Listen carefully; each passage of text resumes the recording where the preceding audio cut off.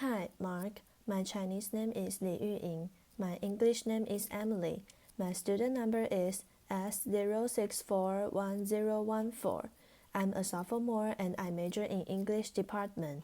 Today the title is 3 Myths About the Future of Work and Why They Are Not True. And the speaker is Daniel Susskind. Automation anxiety has been spreading lately, a fear that in the future, many jobs will be performed by machines rather than human beings, given the remarkable advances that are unfolding in artificial intelligence and robotics. What's clear is that there will be significant change. What's less clear is what the change will look like.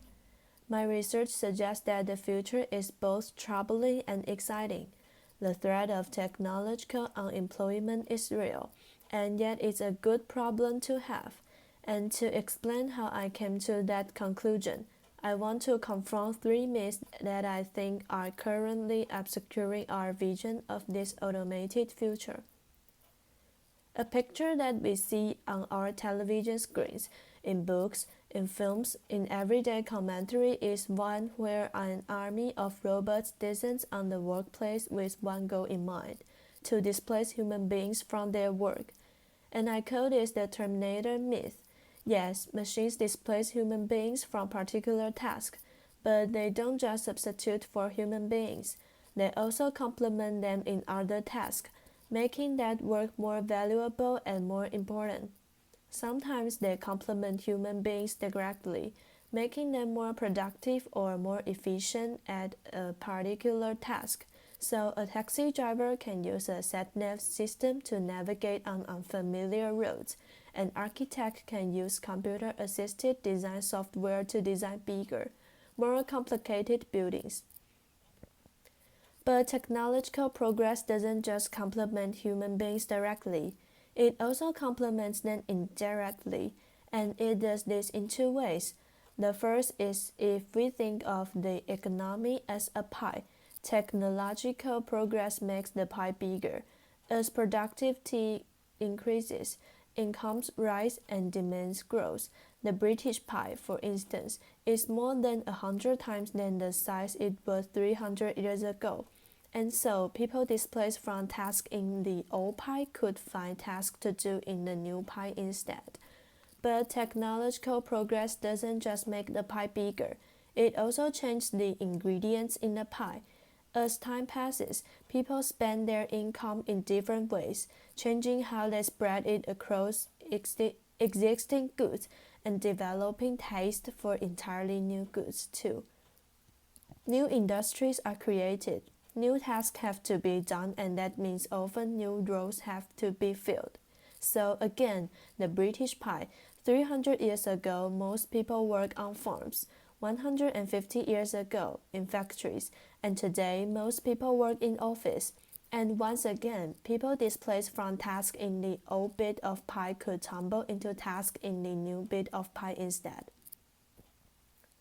Economists call this effect complementarities, but really that's just a fancy word to capture the different way that technological progress helps human beings. Resolving this Terminator myth shows us that there are 2 forces at play.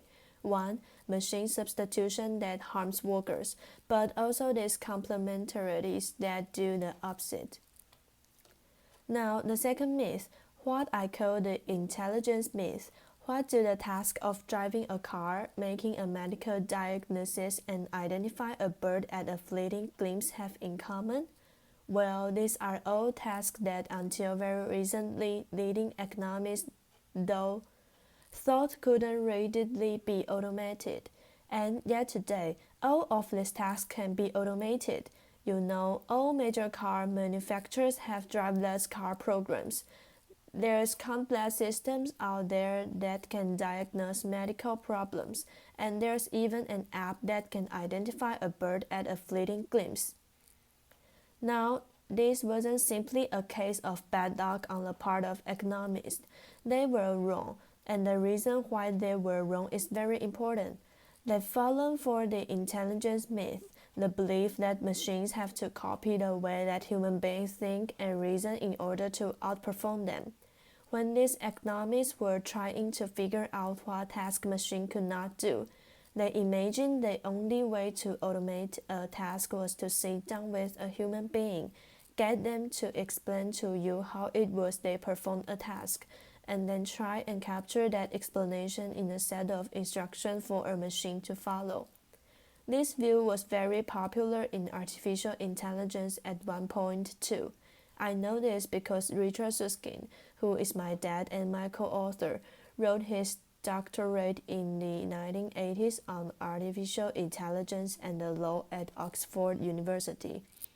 And he was part of the vanguard, and with a professor called Philip Kapper and a legal publisher called Butterworth, they produced the world's first commercially available artificial intelligence system in the law.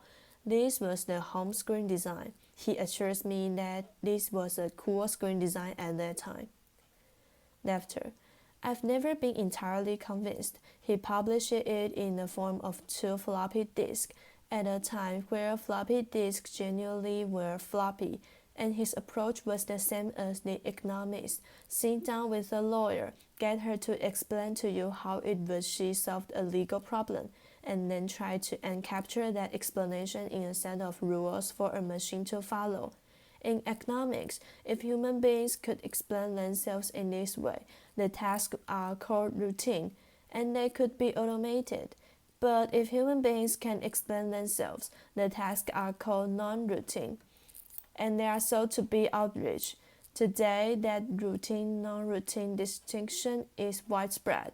Think how often you hear people say to you machines can only perform tasks that are predictable or repetitive, rule-based or well-defined. Those are all just different words of routine. And go back to those 3 cases that I mentioned at the start. Those are all classic cases of non-routine tasks. Ask a doctor, for instance, how she make a medical diagnosis, and she might be able to give you a few rules of thumb, but ultimately she'd struggle. She'd say it requires things like creativity and judgment and intuition, and these things are very difficult to articulate. And so it was though this task would be very hard to automate. If a human being can explain themselves, where on earth do we begin in writing a set of instructions for a machine to follow? 30 years ago, this view was right, but today it's looking shaky, and in the future, it's simply going to be wrong. Advances in processing power, in data storage capability, and in algorithm design mean that this routine-non-routine distinction is diminishingly useful. To see this, go back to the case of making a medical diagnosis. Earlier in the year, a team of researchers at Stanford announced that develop a system which can tell you whether or not a freckle is cancerous as accurately as leading dermatologists. How does it work? It's not trying to copy the judgment or the intuition of a doctor. It knows and understands nothing about medicine at all. Instead, it's running a pattern recognition algorithm through 129,450 past cases, hunting for similarities between those cases and the particular legend in question. It's performing this task in an unhuman way, based on the analysis of more possible cases than any doctor could hope to review in their lifetime. It didn't matter that the human being, the doctor, couldn't explain how she'd perform that task. Now, there are those who dwell upon the fact that these machines are built in our image. As an example, take IBM's Watson, the supercomputer that went on the US quiz show Jeopardy! In 2011, and it beat the 2 human champions at Jeopardy! The day after it won, the Wall Street Journal ran a piece by the philosopher John Searle with the title, "Watson Doesn't Know It Won on Jeopardy!" Right, and it's brilliant, and it's true. You know, Watson didn't let out a cry of excitement. It didn't call up its parents to say what a good job it had done. It didn't go down to the pub for a drink. These systems wasn't trying to copy the way and those human contestants played, but it didn't matter, it still outperformed them.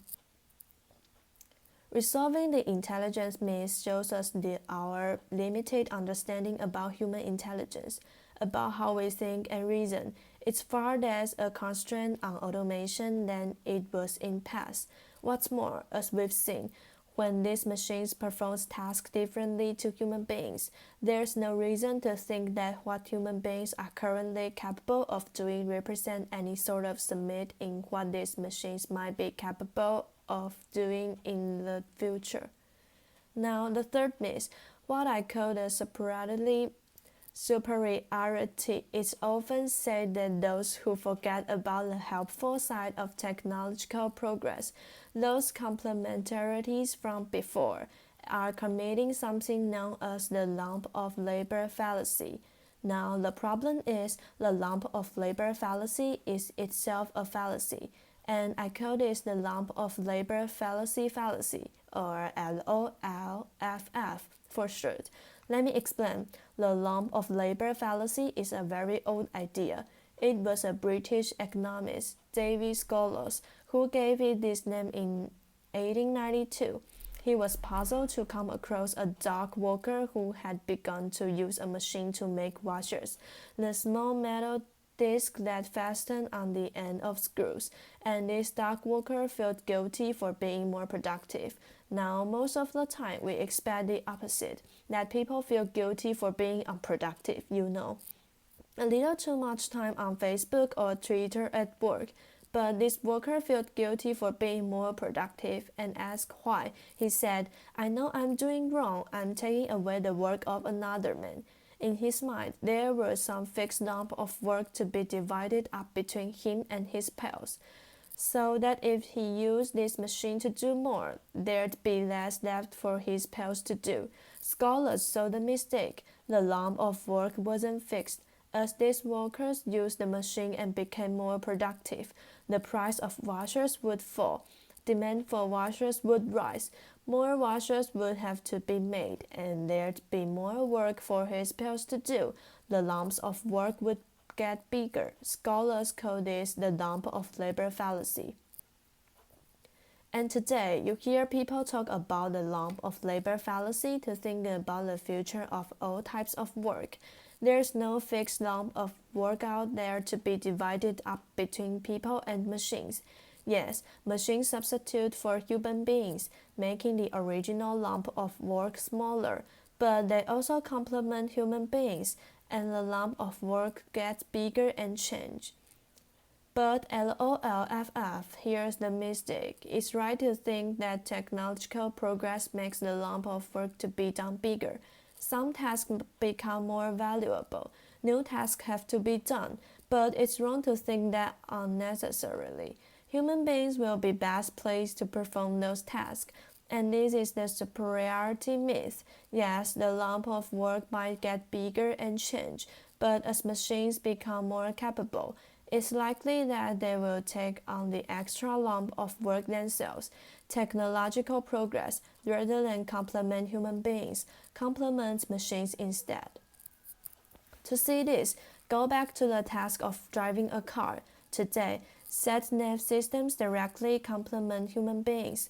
They make some human beings better drivers, but in the future, software is going to displace human beings from the driving seat, and these sat-nav systems, rather than complement human beings, will simply make this driverless car more efficient, helping the machines instead, or go to those indirect complementarities that I mentioned as well. The economic pie might get larger, but as machines become more capable, it's possible that any new demand will fall on goods that machines, rather than human beings, are best placed to produce. The economic pie may change, but as machines become more capable, it's possible that they'll be best placed to do the new tasks that have to be done. In short, demand for tasks isn't demand for human labor. Human beings only stand to benefit if they retain the upper hand in all these complemented tasks, but as machines become more capable, that becomes less likely. So what do these three myths tell us then? While resolving the Terminator myth shows us the future of work depends upon this balance between two forces. One, machine substitution that harms workers but also those complementarities that do the opposite. And until now, this balance has fallen in favor of human beings.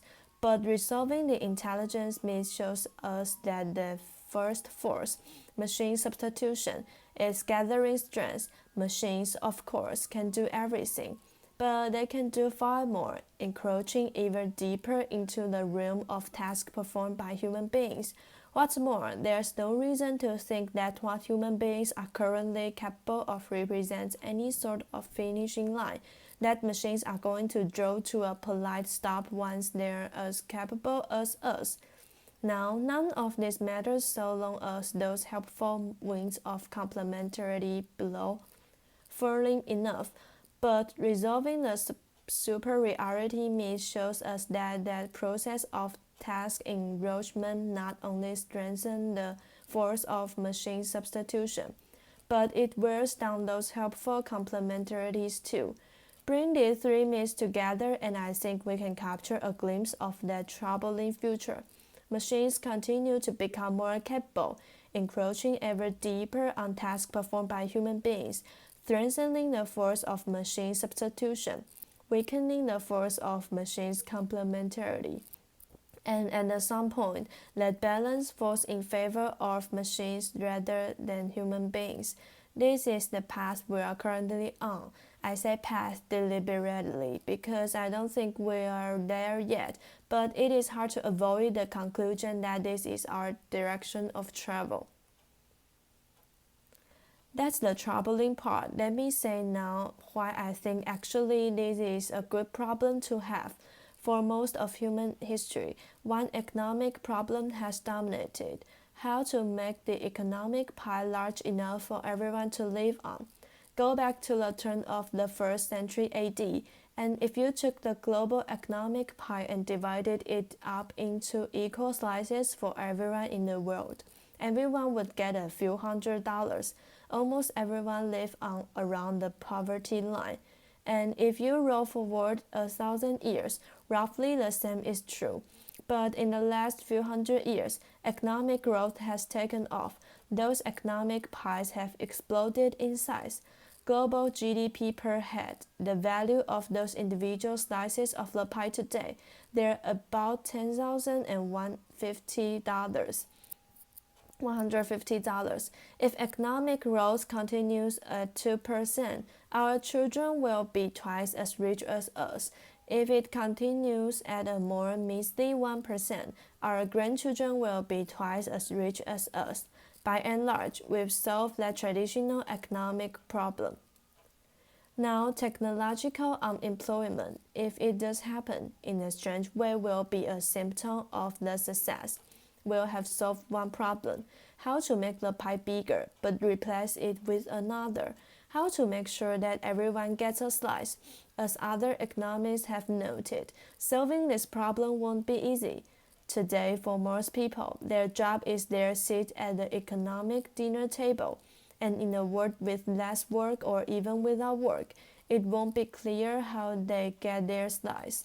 There's a great deal of discussion, for instance, about various forms of universal basic incomes as one possible approach, and there's trials underway in the United States and in Finland and in Kenya, and this is the collective challenge that's right in front of us, to figure out how this material prosperity generated by our economic system can be enjoyed by everyone in a world in which our traditional mechanism for slicing up the pie, the work that people do, withers away that perhaps disappears.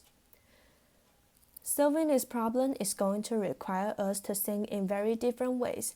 There's going to be a lot of disagreement about what ought to be done, but it's important to remember that this is a far better problem to have than the one that haunted our ancestors for centuries: how to make the pie big enough in the first place. Thank you very much. Applause.